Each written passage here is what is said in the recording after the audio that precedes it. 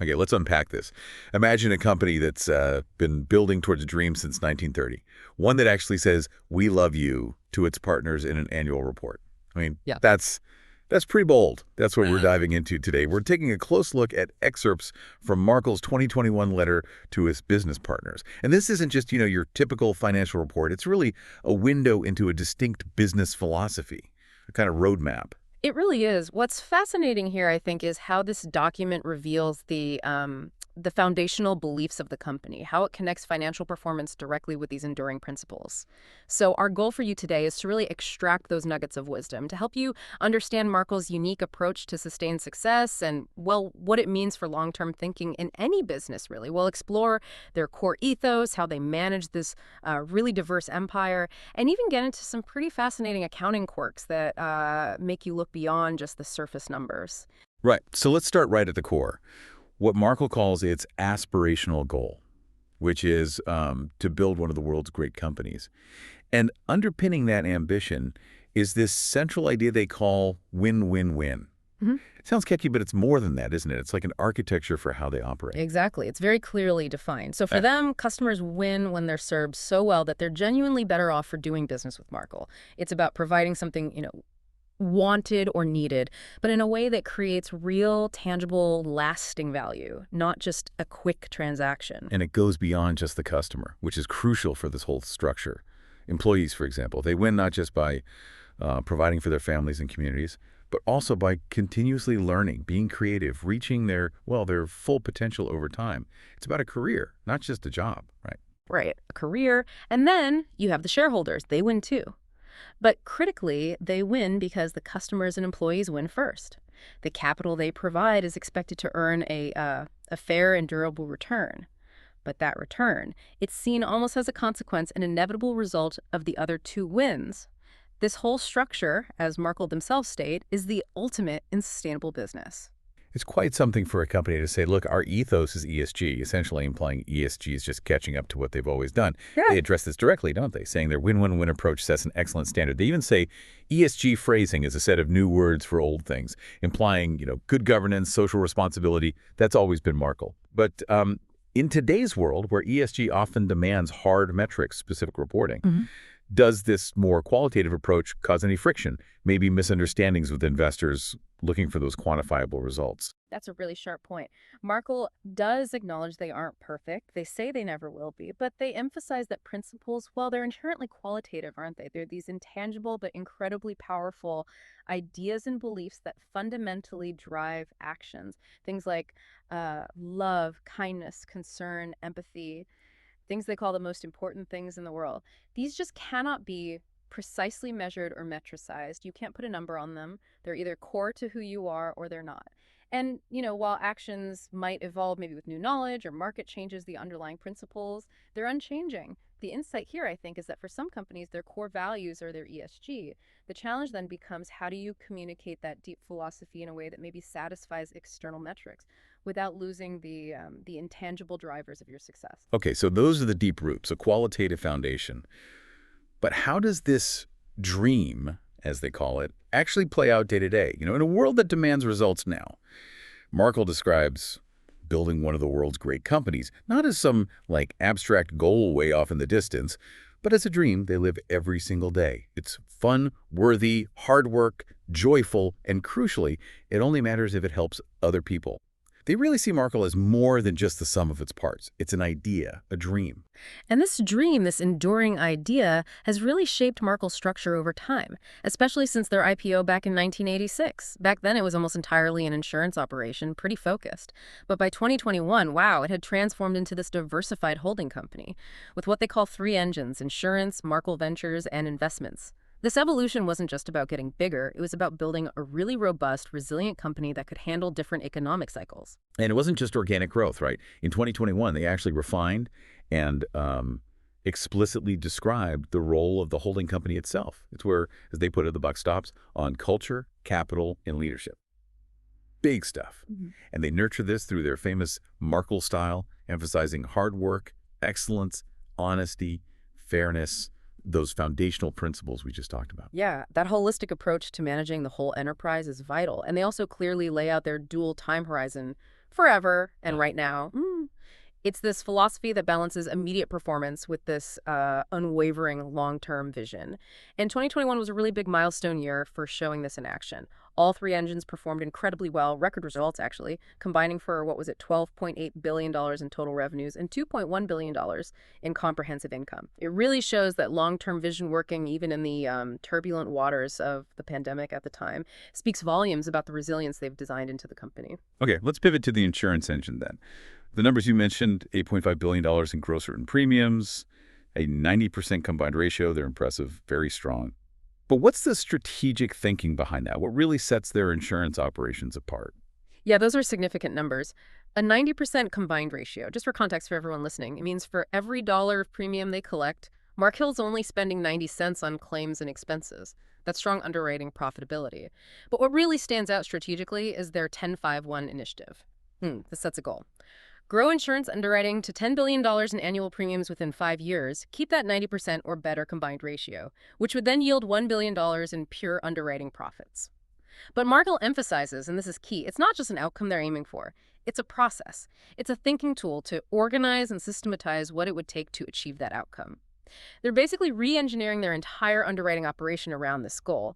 The lesson here, I think, is that big goals are best achieved not just by declaring them, but by meticulously redesigning the system that gets you there. Makes sense. But it hasn't all been smooth sailing, has it? Particularly in insurance. Investors have definitely had questions about their insurance-linked securities or ILS operations. Can you maybe first just explain what ILS are and why Markel even got into that space? Sure. So insurance-linked securities, ILS, they're financial instruments. They're designed to transfer specific insurance risks, usually big catastrophic ones like hurricanes or earthquakes, transfer them to capital market investors, think pension funds, endowments. Basically, it connects these insurance risks to capital providers who want returns that aren't correlated with, say, the stock market, stable returns. Markel's motivation was pretty clear. Customers always want things better, faster, cheaper. And ILS structures can potentially do that. They can lower costs for insurance buyers while offering attractive, diversified returns to those capital investors. Okay, so it's about efficient capital allocation, finding new ways to handle risk. Yeah. But the journey there, it's had some bumps. Can you walk us through Markel's actual experience with ILS? Yeah, it's definitely been a mixed bag. And it offers some powerful lessons in strategic diversification and maybe risk assessment. They acquired Catio back in 2015 that was aimed at very high but also very volatile returns. Markel states quite plainly in the letter that Catco did not work out, and they ceased its operations in 2019. That's a pretty rare public admission of failure in these kinds of reports. On the flip side, their 2017 acquisition of State National that provides administrative services for ILS structures. That worked out wonderfully, according to them, record results in 2021. And it shows how ILS can actually be interconnected with traditional insurance quite effectively. Then there's Nephila, acquired in 2018, that aimed for lower volatility. Its returns have been well below initial expectations, largely due to a string of big natural catastrophes. 2021 was the second largest year ever for those events. Right. So despite those Nephila setbacks, Markel says they're confident in the management team there. They say they're iterating, refining models, tightening underwriting standards, and increasing prices, trying to adapt. And they also make a crucial point. Nephila's underwriting risks are generally not borne by Markel itself. Markel makes money from incentive fees when the investors get their expected returns. They describe themselves as a learning organization, willing to make mistakes, take appropriate risks, and they ask for trust and patience for Nephila to eventually show wonderful results in the fullness of time. What's the takeaway there for other businesses dealing with, strategic bumps in the road in complex markets? Well, Markel's honesty about Catco and the detailed update on Nephila, it's more than just a corporate oops. It's really a masterclass in how a learning organization, as they call it, handles strategic missteps, especially in tricky, changing markets. The insight for you, I think, is that even really well-laid plans, even guided by strong principles, can hit turbulence. Unexpectedly, real resilience comes from acknowledging the difficulties directly, iterating, refining your models based on new data, and being transparent with your stakeholders, not just trying to spin failures away. It really underscores that whole long-term mindset. You embrace learning from failures just as much as you celebrate the successes. Yeah, that openness is really telling, isn't it? Just as telling as their successes. And speaking of building long-term value, even when it's not immediately obvious on the books, we have to talk about Hagerty. Hagerty is described as For people who love cars, a specialty insurer for car enthusiasts, Markel owns 23% of it now. And after its IPO in 2021, that stake was valued at $1.1 billion at year-end. That's a huge jump from their carrying value of just $257 million. But you mentioned an accounting quirk earlier. Can you walk us through how this massive difference in value actually appears, or rather doesn't appear, in their financials? Absolutely. And this is a really crucial point for understanding holding companies like Markel. That massive $849 million difference in market value, it does not appear anywhere in Markel's financial statements in the same way, say, their holdings in Apple or Amazon stock would. This is because Markel has significant influence over Hagerty. They own a big minority stake, have board representation, so accounting rules dictate they use the equity method. Under this method, Markel reports its share of Hagerty's earnings as they happen, not the day-to-day fluctuations in the market value of their stake. It's a standard accounting rule for strategic investments, but it means significant economic value can exist kind of off the balance sheet. It really highlights why you need to look beyond just the headline numbers for companies like Markel. And it's precisely that long-term view, isn't it? That willingness to see beyond the immediate accounting numbers. That really underpins Markel's broader purpose. They say it beautifully. Life is a high-wire act. We're the net that catches people when they fall. It speaks to their role both as an insurer and as, well, a supportive partner in these ventures. Right. And that leads us nicely to the second engine, Markel Ventures, which also had record results in 2021. $3.6 billion in revenues, $403 million in EBITDA. What's compelling here is how Ventures actually grew out of that broad creedal statement in the Markel style. Even back in '86, when they were mostly insurance, their creed envisioned expanding beyond just insurance, and they started with AMF bakery equipment in 2005. It just shows the power of a foundational philosophy to drive diversification in ways you might not expect, but that are still aligned. And they definitely ran with that idea. The Markel Ventures portfolio now is incredibly diverse. We're talking bakery equipment, houseplants, building products, affordable housing, concierge medical services, dredges, various kinds of trailers. I mean, it's quite a mix. But let me play devil's advocate here. Does such broad diversification across such different businesses, does that risk diluting their core expertise? Or maybe stretching their capital or management attention too thin? It's a fair question. And that's where their secret sauce comes in, as they call it. In 2021, Ventures expanded again with two big majority acquisitions, Buckner Heavy Lift Cranes and Metromont. Buckner runs the largest domestic fleet of cranes, huge ones, lifting up to 2,000 tons. They're used for wind turbines, stadium construction. Markel highlights the physical, high-skill nature of this, notes that this stuff is not for messing around. Real heavy industry. And then Metromont, a leading producer of precast concrete in the Southeast, used for data centers, parking garages, offices. Markel points out it's also heavy, which makes it inherently resistant to digital disruption or competition from far away. You can easily ship concrete panels across the country. What's really interesting is that even though the private equity market was apparently super competitive, Markel got these deals because the family-led businesses behind them cared deeply about the long-term future, about their people, not just the highest possible sale price. And that, I imagine, is key to how they manage such different assets, right? Precisely. The secret sauce for scaling Markel Ventures, they say, is a commitment to our values. That commitment allows these businesses to remain autonomous and independent. They firmly believe that values are scalable, complexity that develops from trying to micromanage from the top down is not. So this approach empowers the leaders, the craftsmen running these businesses, with freedom and trust. And Markel provides the capital for that stable, long-term focus, which ultimately leads to those wonderful and durable economic results. Markel seems to have this real affection for businesses that build and lift physical things. It's almost a counter-narrative to the purely digital economy. Like they say, this stuff is not for messing around. It's refreshingly grounded, I think. Okay, on to the third engine. Investments. Markel has this remarkably consistent investment philosophy. They boil it down to a four-part test for equity investments. They look for businesses with good returns on capital, not too much debt, talented management teams with integrity, the ability to reinvest earnings well or redistribute them, and finally, they want to buy at fair prices. So it's not just a simple checklist, is it? It's a foundational approach, seeking quality, resilience. Exactly. And that clear discipline has been consistent for decades. It effectively makes them patient, long-term owners of businesses, whether they own them outright through ventures or own shares traded publicly. It's a philosophy that really prioritizes fundamental value and strong management over chasing market fads, which aligns perfectly with that forever mindset we talked about. And this ties directly into how they manage their overall financial strength, especially when we get into their really intricate system of capital. Right. This is where it gets particularly nuanced. They're thesaurus world of capital, as they call it. Markel describes it as a place where words, like capital, have multiple meanings, and they identify several different shades that are critical for managing their business. How do they break down this complex idea? It's actually a brilliant way to explain a complex reality. First, there's what they call blue capital. That's their basic money, their shareholders' equity. It was about $15 billion at the end of 2021. And this blue capital gets allocated in a very disciplined four-step process. First, organic growth in existing businesses. Second, new acquisitions. Third, buying public securities. And fourth, stock repurchases, but only if shares seem undervalued. Okay, so blue capital is the starting point. It's a basic pool of money. What's next in this capital rainbow? Next is orange capital. This isn't Markel's money, per se. It's the calculated amount that regulators and rating agencies require them to hold for their insurance financial strength. Markel needs to have significantly more blue capital than this required orange capital to satisfy those requirements and keep their strong ratings. Makes sense, right? A buffer. Now, within the blue capital, you have different types that count differently towards orange capital.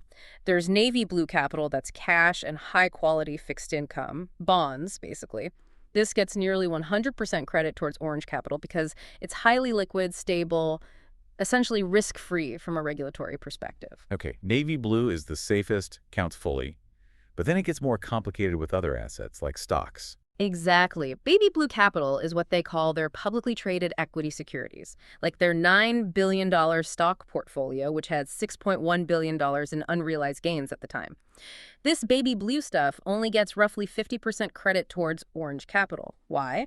Because it reflects the higher volatility and market risk of stocks. Regulators know stocks can go down sharply, so they impose this haircut, demanding a significant margin of safety in the overall capital structure if you hold a lot of equities against insurance liabilities. 50% credit. Yeah. Okay. And finally, what about those Markel Ventures investments?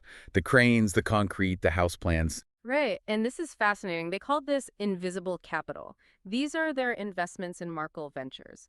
Initially, these provide zero orange capital credit. Zero. As Markel puts it, acquiring a ventures company has burned the blue capital from a regulatory standpoint because these private illiquid investments don't immediately contribute to the calculation of their insurance solvency capital. It only becomes blue capital again from a cash flow perspective when those ventures businesses actually start distributing earnings back up to the parent company. So you can see, capital isn't just one thing at Markel. It's this dynamic, incredibly complex concept they have to manage constantly across their operational and regulatory worlds.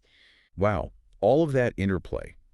It really does create a Rubik's Cube, as they describe it. All these different pieces, different colors of capital, needing constant balancing to maintain financial strength, meet regulations, and still pursue growth. And what's truly striking is that disconnect you mentioned between accounting rules and economic reality, especially for Markel Ventures and Hagerty.